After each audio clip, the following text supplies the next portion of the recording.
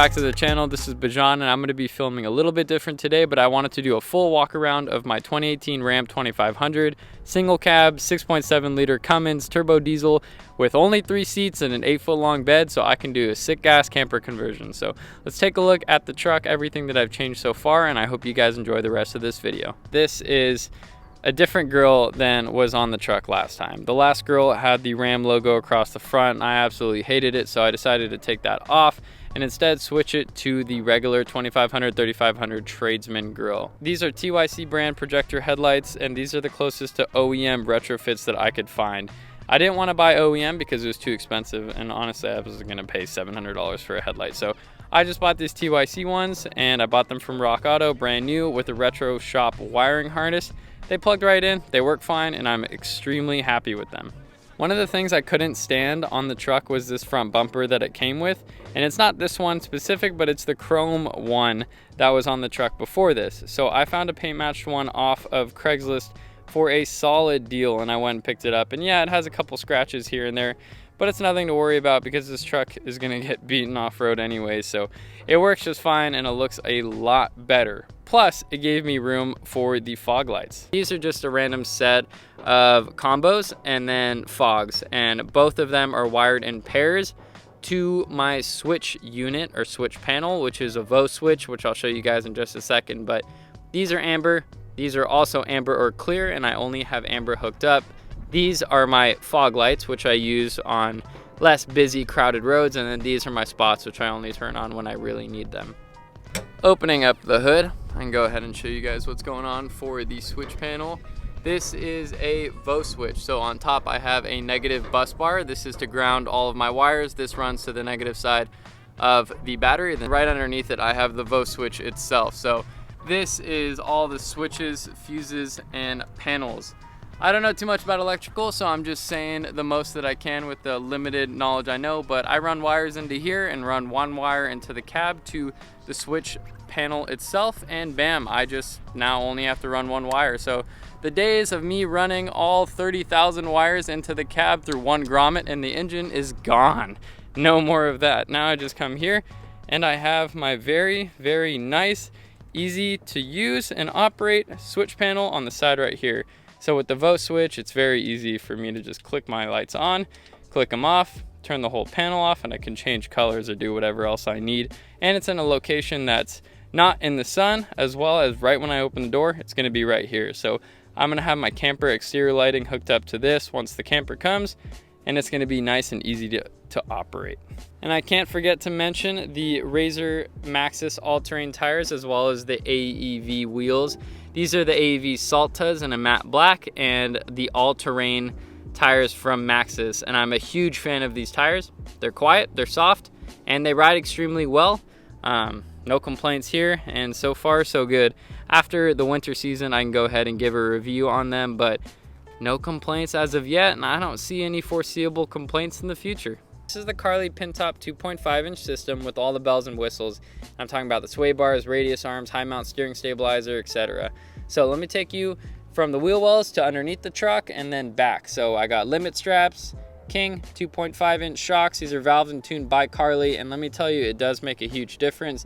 These are the soft ride coils from Carli, and then I have a Carli Sway Bar right down there. Moving underneath the truck, there's a couple more goodies to talk about. I have the low mount steering stabilizer from Carli, the high mount again from Carli. Then there's going to be the track bar, which is this black bar right here running from left to right, and then the Carli diff guard. One of the biggest things when it came to ride improvement was this Carli Sway Bar, so I can't say enough good things about this, and all of these parts are so well made, and I'm very, very happy and impressed by them. I also opted to go with the radius arm drops, which are necessary for the 3¼ inch kit, as well as the Carli radius arms themselves. So these are just a beefy unit, and honestly they look a lot better than stock when you're sitting out here looking at the truck. So since it's going to be lifted this high with the 3¼ inch lift, I decided to go for the radius arms, and I have absolutely no regrets doing that. I can't tell you that the truck rides so much better with them on or off because I did everything all at once. So I don't know really what each individual part feels like, but man, these things look good. They're beefy, they're built well, and there's just not too many things I can complain about when it comes to these Carli units. Everything's really, really well made. So far, so good. With the combination of the new rear soft ride springs in the truck, which does lose about 15% of towing payload capacity, and the valved and tuned by Carli King 2.5s, the ass end of this truck has just become buttery smooth to drive. Compared to what it came like stock, where it was very uncomfortable to drive this truck on the freeway, it's changed it a lot, and I've been very, very happy with it. To also add the rear track bar from Thuren to my build list, and I've been very, very happy with it. It helped settle a lot of the unevenness that was in the rear of the truck.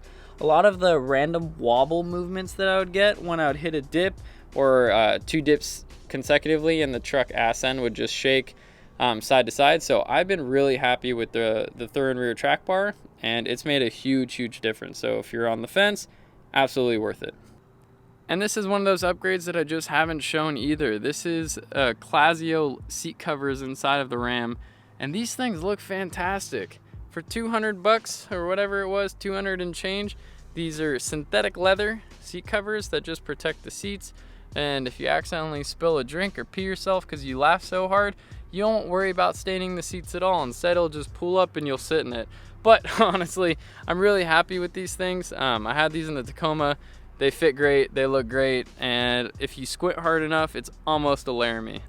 The last thing I changed on the truck was the rear bumper, so I just opted for one off of eBay, and this looks fantastic to me. Since it's powder coated, it'll be protected unlike the primered ones. I really have no complaints, but the only complaint I had before was that chrome was disgusting, so that thing had to come off. So that's it for this video. I just wanted to update you guys on how the build is going and keep you guys in loop of the parts that I'm putting on this truck. This is a lot different of a build than what I normally see people doing with these single cab Rams. Most times I feel like it's people buying these trucks, dropping it off somewhere and having an AEV lift installed with the AEV bumpers and just adding a ton of weight and not so great suspension components to a really good truck, and then trying to take it off-road and maybe complaining that it doesn't do so well, when I feel like there's better parts you can put on the truck and you have to sacrifice somewhere to build the truck elsewhere, and that's what I'm doing here. So with this Carli kit, it doesn't make sense for me to throw on a flatbed in a camper that weighs 1,800 pounds because that ruins the whole suspension kit. So instead, I'm keeping it light, doing the Vagabond build. Oh, I'll save that for next time. See you guys in the next video, and hopefully I can give you guys more details on what's going on with the camper. So until then, peace out, see ya.